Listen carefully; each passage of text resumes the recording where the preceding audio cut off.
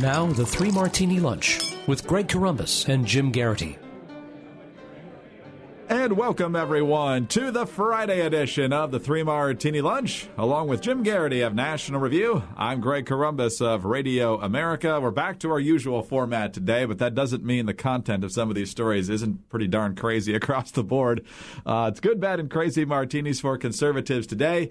Jim, let's start in Virginia with a two-pronged good martini, actually, starting with the story you did over at National Review about breaking news this morning.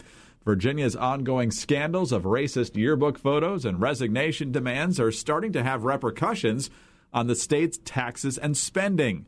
The 2017 federal tax cuts signed into law by President Trump capped the amount of state and local taxes that could be deducted, which could add up to a higher tax bill to some Virginians. This year, Virginia Republicans wanted to cut taxes to offset that by raising the standard deduction on state income taxes.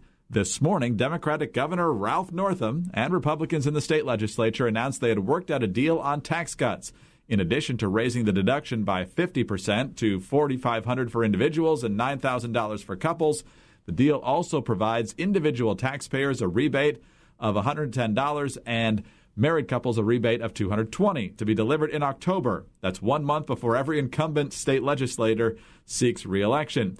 The October tax rebate will help the GOP incumbents, while GOP challengers will be running ads saying Senator Representative so-and-so opposed the tax rebate you're now receiving. It's less of a deal than a significant surrender, as the Richmond Times-Dispatch reports, quote, the compromise does not include any of the spending that Northam proposed in the budget plan he introduced in September. So, Jim, he's clearly weakened by this. The Associated Press reporting that Democrats are trying to move the deck chairs around here on the Titanic as it comes to the statewide elected officials. Right now, it looks like they are still going to push for Northam to resign, but withhold judgment on Mark Herring, even though he might have done the exact same thing because he was more forthright about it, I guess, and they want to see how an investigation proceeds on the lieutenant governor and the sex assault allegation. So what do you make of Virginia today? There's no way to get around the fact that Governor Northam is an embarrassment. It's been a terrible week for the state. I joked earlier in the week that I'm telling people I'm from New Jersey, et cetera. But what's really kind of jumping out about this is that if you're Ralph Northam, when you're pretty much almost everyone in your party has called for your resignation, demonstrated that they will not stand with you. Now, admittedly, you did offer a fairly implausible account of not ever knowing about the photo, not ever seeing the photo, and that you only once wore shoe polish to imitate Michael Jackson. That at that point, what loyalty do you owe your state party? I think the answer from Northam is pretty clearly none.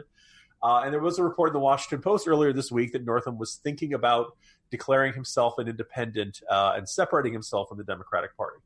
Look, this is a bad situation, but if you're a Virginia Republican state legislator, this has been a fun week.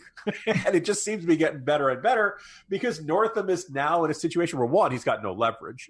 Two, he very much wanted a deal. And three, why would he spend a lot of time and effort holding out and fighting on behalf of the priorities of a party that is trying to throw him out? So he might as well, this way he gets to cut taxes. It's worth noting this is, would extend for 2 years. And so over 2 years, it'd be $976 million, almost $1 billion. He just gave the Republicans in the state legislature pretty much everything they wanted, a fairly giant accomplishment. They're certainly going to be running on this come November. And my first thought was, okay, well, if you pass a big tax cut and the checks are coming in October, doesn't that just help every incumbent? And, listeners will know that Republicans have a small majority in the state Senate and state legislature. So I was talking to one of my Virginia Republican guys, and he's like, no, because Democrats aren't going to vote for this. And we've already got the ads ready to go to say they voted against the tax cut you're getting.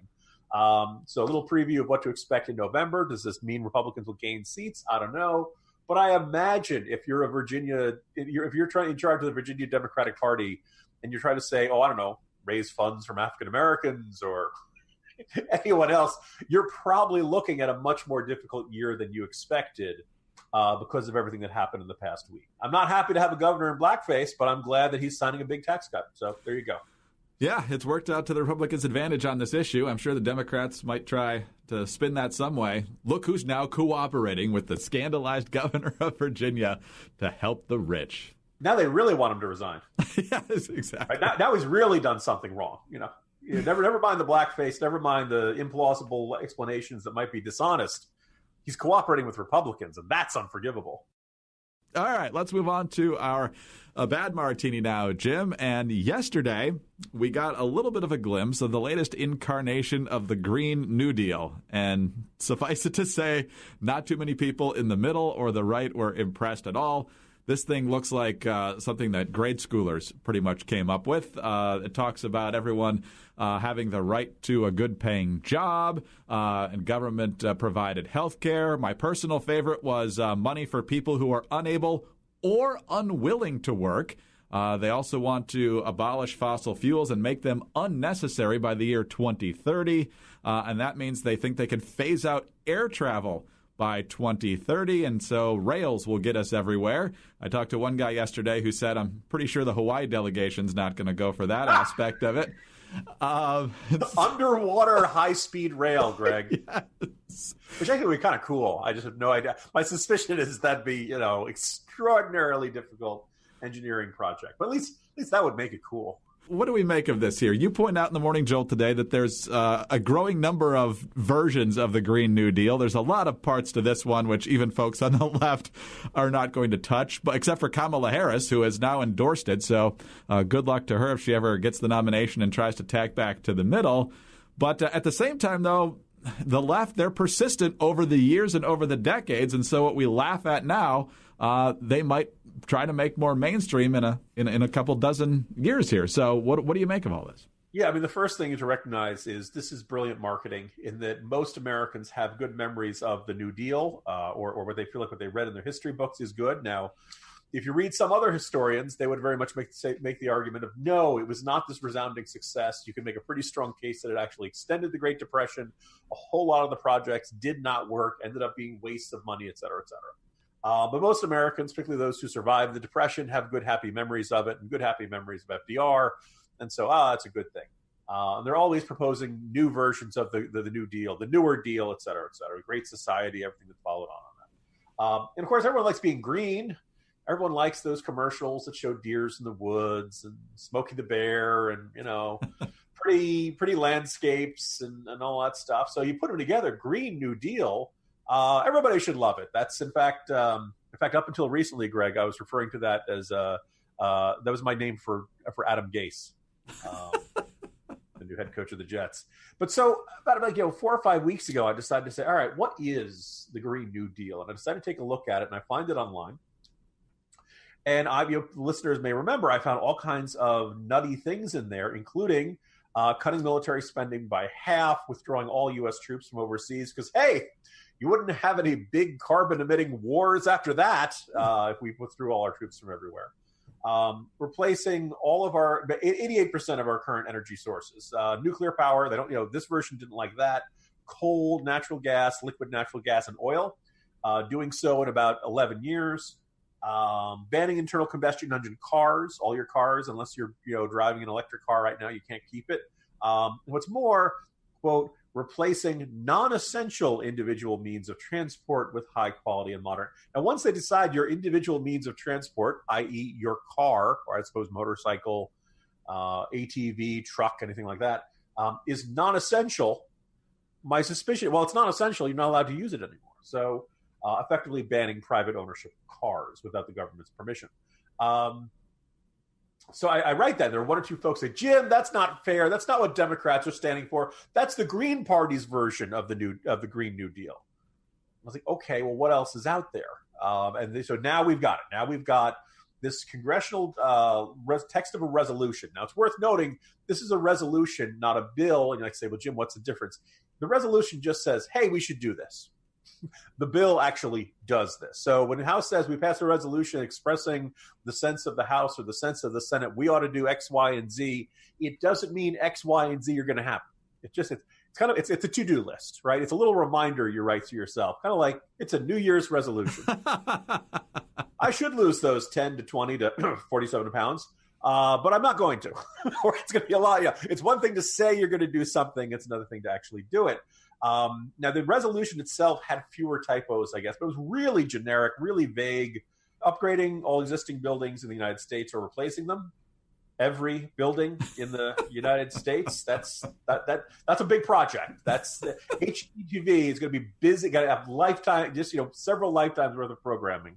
And then they introduced this separately from Alexandria Ocasio-Cortez's office and a couple of the other lawmakers who signed on to this. An overview of the proposal is what they were calling it. It was a weird mix of talking points, arguments, lists, and stuff like that. This is the one that had typos. Words were left out. This is the one that also had the phrase economic security for all who are unable or unwilling to work, as you mentioned, Greg. Now, I don't know about you. I'm just proud someone is standing up for the indolent American community. No, I didn't say Indian American community. I said indolent American. Indolent, for those who don't remember their SATs, was the word that meant lazy. By the way, the old one that I was making fun of by the Green Party said we would eliminate all those forms of energy within 11 years. The Alexandria Ocasio-Cortez plan says 10 years. I guess we're a couple months into February, so maybe even less than that. We're going to completely change 88% of our energy supplies in 10 years or so. And then they have this thing about how they says, Greg and I are actually quoting this. We're not making this up. It says, we set a goal to get to net zero rather than zero emissions in 10 years because we aren't sure we'll be able to fully get rid of farting cows and airplanes that fast. We're not making that up. That was not a typo. They're talking about methane emissions, which come from, what comes out of the rear end of a cow. But also, we won't be sure we'll be able to get rid of airplanes that fast. So the plan is not to get rid of airplanes in 10 years. It's sometime after that it'll be the end of air travel. Can't wait till the airlines hear that. You mentioned the far-flung delegations. It is worth noting that airline travel and flying on planes is probably the most intense way that people make carbon emissions. That's one of the reasons, we always kind of joke that, like, when Al Gore and Hollywood celebrities and all those folks give up their private planes, then we'll know they're taking it seriously. But in the meantime, they want us to pay more and all that kind of stuff. So my sneaking suspicion, Greg, and this is taking us a little bit afield, but I think it's worth noting. 2015, 2016, Trump appears on the scene in the Republican presidential primary.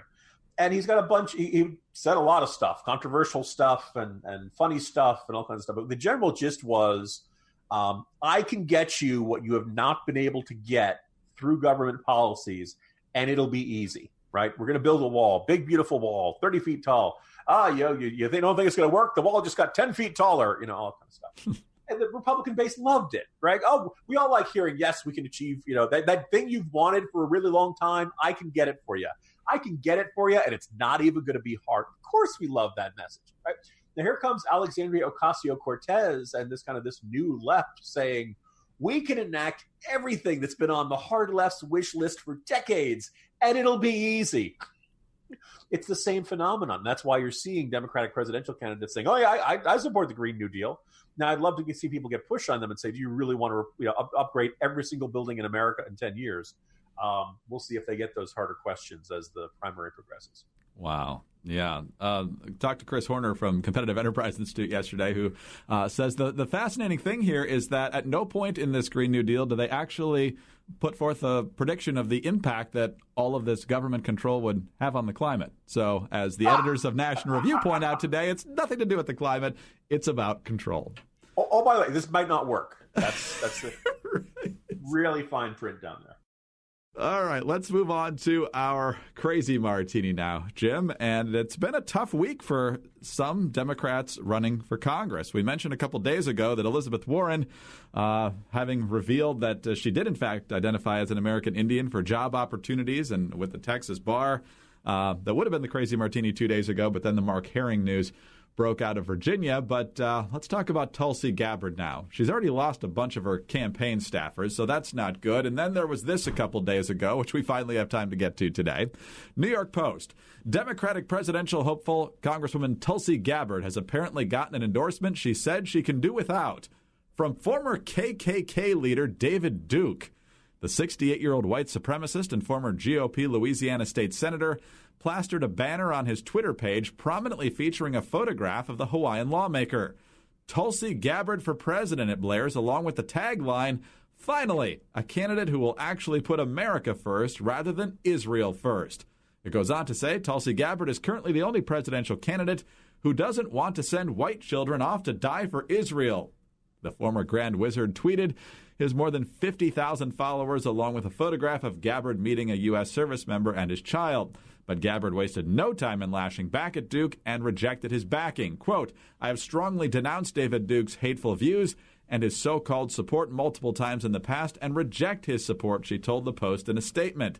Quote, publicizing Duke's so-called endorsement is meant to distract from my message that I will end regime change wars, work to end the new Cold War, and take us away from the precipice of a nuclear war, which is a greater danger now than ever before. So, Jim, I know you've uncovered another endorsement. I don't know if it's an official endorsement, but interesting issue for Gabbard to wrestle with, in addition to David Duke issuing a public formal endorsement.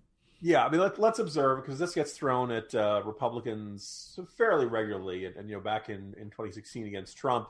Well, David Duke is praising you. Look, you can't control David Duke's actions. It's not necessarily the fault of a lawmaker who gets praise from David Duke. Although I think it's safe to say that if David Duke suddenly said, oh, I really like what you're doing, you probably want to rethink what you're doing. just check. Look, maybe, broken clock is right twice a day. What you're doing is completely uncontroversial and normal. And let's just say, if David Duke says, I like that sweater you're wearing, I take off the sweater. That's...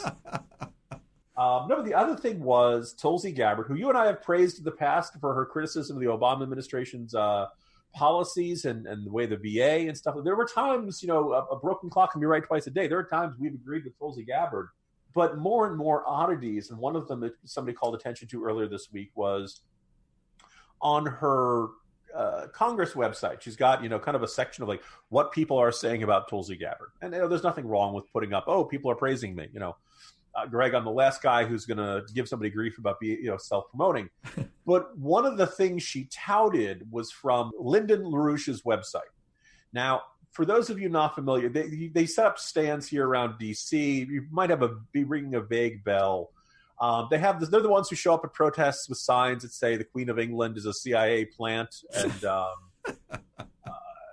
very big on the Israelis are controlling things, Bilderbergers. The short version is Lyndon LaRouche is what you get into when Alex Jones starts to feel too vanilla for you, when you really want to get out there. So, again, my suspicion is this is just some staffer whose job is to do Google searches on Tulsi Gabbard's name, sees the website, Tulsi Gabbard's doing great, from the Lyndon LaRouche website, which they're kind of isolationist conspiracy. Technically they're on the left. One of the first things I ever covered in college was a joint meeting of their organization and the Nation of Islam, Greg. And let me tell you, there's nothing more inspiring than seeing black anti-Semites and white anti-Semites come together and build a bridge and find areas of common cooperation. It was beautiful. Tongue firmly in cheek for anybody who wants to, for anyone having any doubts there. My suspicion is some staffer sees, they're praising the congresswoman. Let's put this up on the website. Doesn't know who Lyndon LaRouche is, doesn't know about the organization, doesn't know about the views.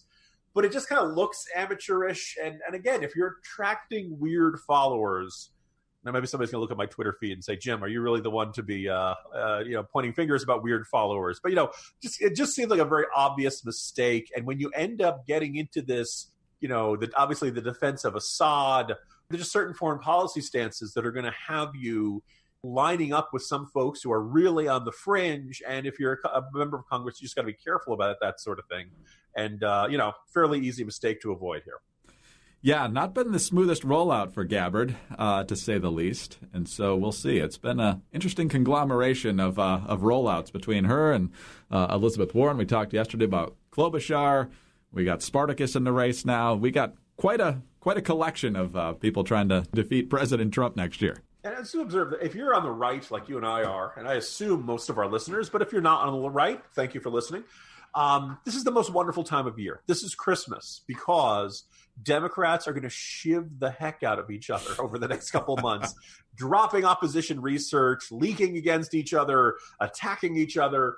And it's just fun. It's just fun. Let's, as they say in the Godzilla movie, let them fight, Greg. We really haven't had this for 12 years. I mean, Hillary pretty much had the path cleared for her. Obama ran for re-election unopposed. So basically we haven't had any of this since you're likable enough, Hillary. So pop the popcorn and let's go. There we go. Hey, look, who says we don't have optimism on this podcast? That's right. Oh, Jim, it's been a long week. Have a great weekend. We'll reconvene on Monday. See you Monday, Greg. Jim Geraghty of National Review. I'm Greg Corombos of Radio America. Thanks for being with us today. Have a great weekend, everyone, and tune in again on Monday for the next 3 Martini Lunch.